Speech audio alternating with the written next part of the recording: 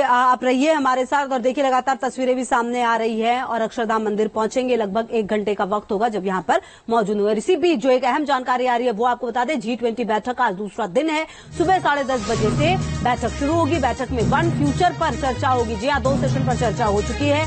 आज one future पर चर्चा होनी है। दोपहर 12:30 बजे तक ये मीटिंग चलने वाली है और पीएम की कुछ राष्ट्राध्यक्षों के साथ आज बायलैटरल मीटिंग भी है जो काफी महत्वपूर्ण है। द्विपक्षीय वार्ता भी होने वाली है 9 देशों के साथ पीएम मोदी की, जो काफी महत्वपूर्ण रहेगी। और इसी दौरान आपको ये भी बता दें कि आज वन फ्यूचर पर चर्चा होगी। सत्र से पहले जो राष्ट्रीय अध्यक्ष हैं वो मंडपम के पास पौधे भी लगाएंगे। ये हम आपको जो तस्वीर दिखा रहे हैं ये कल रात की है जब राष्ट्रपति द्वारा राष्ट्रीय भोज का आयोजन किया गया था। और इस दौरान देखिए जो बाइडेन से लेकर ऋषि सुनाक भी पहुंचे, मैक्रो भी पहुंचे थे, साथ ही जो तमाम राष्ट्रीय अध्यक्ष हैं, जो डेलीगेट्स आए हुए हैं वो पहुंचे। और इस दौरान सबसे खास बात ये रही कि भारतीय रंग में रंगे हुए नजर आए यहाँ पर और अपने आप में काफी खास था ये पूरा कार्यक्रम भी।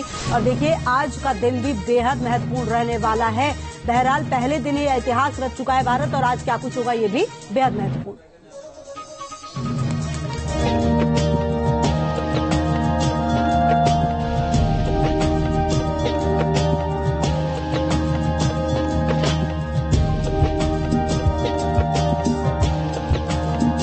बिहार का फेमस लिट्टी चोखा और राजस्थान के दाल बाटी चूरमा का स्वाद, दक्षिण भारत का उत्पम, इडली और मसाला डोसा का बेहतरीन इंतजाम, गोलगप्पे, दही भल्ले, समोसा, भेलपुरी, बड़ा पाव और चटपटी चाट का भी जायका। मिलेट से तैयार कई देसी स्वादिष्ट पकवानों के सज गए थाल। पूरी दुनिया में भारत की इस डिनर डिप्लोमेसी की बात हो रही है। Joe Biden, Rishi Sunak, Olaf Scholz, Mohammed bin Zayed, Mohammed bin Salman, Tayyip Erdogan, Giorgia Meloni, Anthony Albanese जैसे दुनिया के बड़े नेताओं ने शुद्ध शाकाहारी भारतीय व्यंजनों का स्वाद चखा।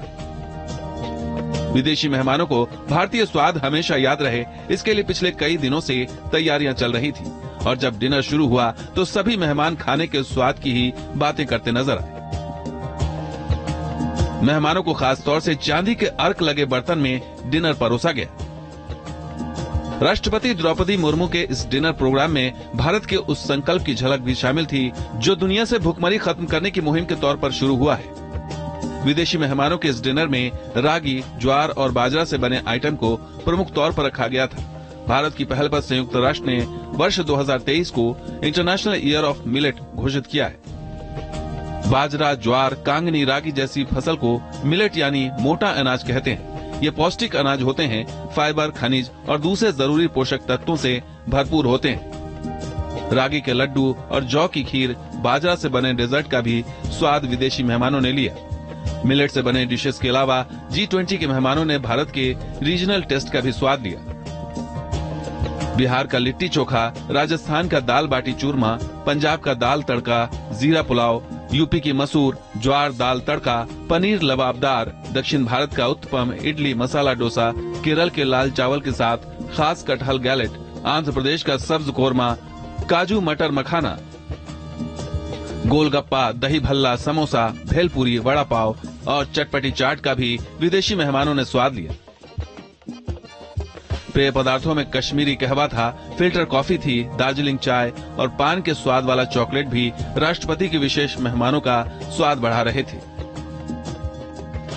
इस रात्रि भोज के लिए तैयार की गई व्यंजन सूची में ऐसे व्यंजन शामिल किए गए हैं जो भारत में मानसून के दौरान खाए जाते हैं। ऐसा नहीं था कि इस डिनर में सिर्फ भारतीय व्यंजन, स्टार्टर, मेन कोर्स और पेय पदार्थ थे। थाई और डेनमार्क के व्यंजन भी रखे गए थे। कुकुम्बर वैलिश, कैबेज और डेनमार्क की डेनिस ब्रेड रोल के साथ डेजर्ट में सिजलिंग ब्राउनी, हेजलनट, सिनमोम आइसक्रीम और केक भी परोसे गए। भारत ने G20 के इस डिनर डिप्लोमेसी के जरिए दुनिया को मोटे अनाज से भुखमरी दूर करने का मंत्र भी दिया। गरीब देशों को एक अच्छा संदेश भी दिया। मोटा अनाज आज की जरूरत है। इसके जरिए गरीबी से जूझ रहे देशों की न केवल हम मदद कर सकते हैं बल्कि पौष्टिक और स्वास्थ्यवर्धक चीजों के जरिए आने वाली पीढ़ी को एक सस्ता और सुलभ भोजन उपलब्ध करा सकते हैं। Team news nation. तो देखिए G20 समिट का आज दूसरा दिन है और ये अपने आप में काफी महत्वपूर्ण है क्योंकि पहला दिन ही काफी ज्यादा ऐतिहासिक रहा है। 70 से ज्यादा मुद्दों पर सहमति बन चुकी है। हमारे साथ हमारे सहयोगी मधुरेंद्र भी जुड़े हुए हैं ग्राउंड जीरो से हमारे साथ। मधुरेंद्र, देखिए पहला ही दिन ऐतिहासिक रहा है क्योंकि ये सबसे ज्यादा सफल बताया जा रहा है। लगभग 73 ऐसे मुद्दे हैं जिसमें चर्चा के बाद सहमति बन चुकी है। आज का दिन कितना महत्वपूर्ण, किस तरीके से तमाम कार्यक्रम होने वाले हैं?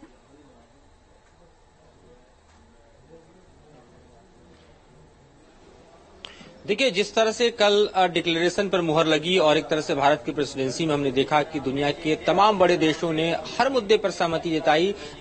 तमाम मुद्दों में सबसे बड़े अगर हम कहें रोड़े के तौर पर देखा जाए तो यूक्रेन वार का मुद्दा था, लेकिन उस पर भी एक मंच पर जबकि अमेरिका और रूस दोनों ही मौजूद थे, तब भी जो है ज्वाइंट डिक्लेरेशन की कामयाबी को भारत ने कल हासिल किया, पहले दिन ही हासिल किया। और उसके बाद हमने देखा कि किस तरह से रात में डिनर डिप्लोमेसी और उसका जश्न जो है वो देखा गया।